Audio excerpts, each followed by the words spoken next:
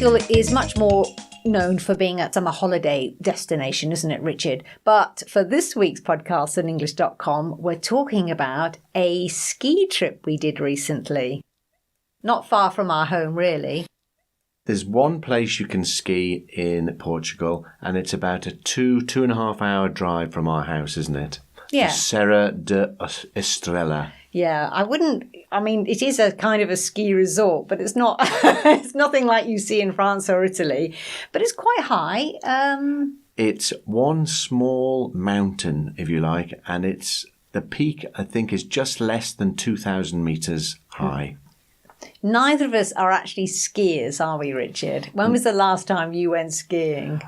It must be about 20 years ago. I went skiing only once in France, and then also actually in Australia I went skiing once as well. Yeah, it's almost 20 years for me. I just went a few times in France. So it was a bit of an adventure for us, wasn't it?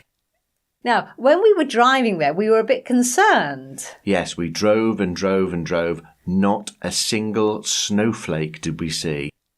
Then when we got close to the mountain, we went up and up and up, and then eventually we saw a bit of snow.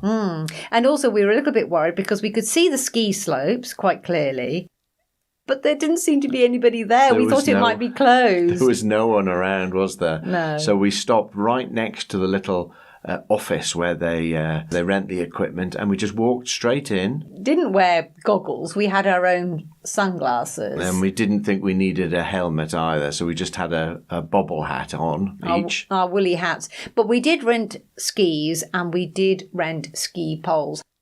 How much did all that cost then? Ski rental was €25 each, I think. And then there was the ski pass as well. That was another €20 each. So, Richard, it was a gorgeous day, wasn't it? Oh, lovely. Not a cloud in the sky. It was very, very nice. Very few people.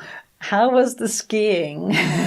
Well, as we hadn't been skiing for such a long time, we were rather worried about falling over. But I have to say... You took to it much better than me. It's like riding a bike. You never forget. Yeah. So, yes, I thought it was good. Well, I seem to have problems right from the start with the ski toe, that pole that pulls you up. I just seem to struggle with things all the time. Yes, because you buy or you rent the equipment at the base of the mountain, if you like. The first thing you've got to do is to get some height. You get up to the top of the slope. So then you can ski back down again. So you've got to use that strange little tele-ski thing where you have the pole, you have to put it between your legs, and then it drags you up the hill. Yeah, that to me was probably the most frightening thing, really. That was the fastest you went, uphill rather than down. Well, yes. They didn't have cable cars, but they did have chairlifts. You went up on the chairlift. I went on a chairlift right to the top of the mountain, yes. So that was exciting. So that was good.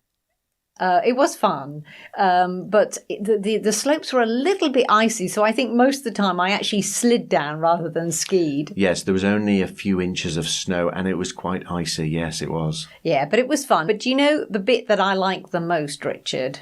Après-ski, don't tell me. Yeah, our picnic and a beer in the sun. That was the best thing. Always nice to have a beer afterwards, yes, and take in the sunshine. But we should go again. Well, they say the season lasts until April, so we've still got a couple of months to go. Let's see.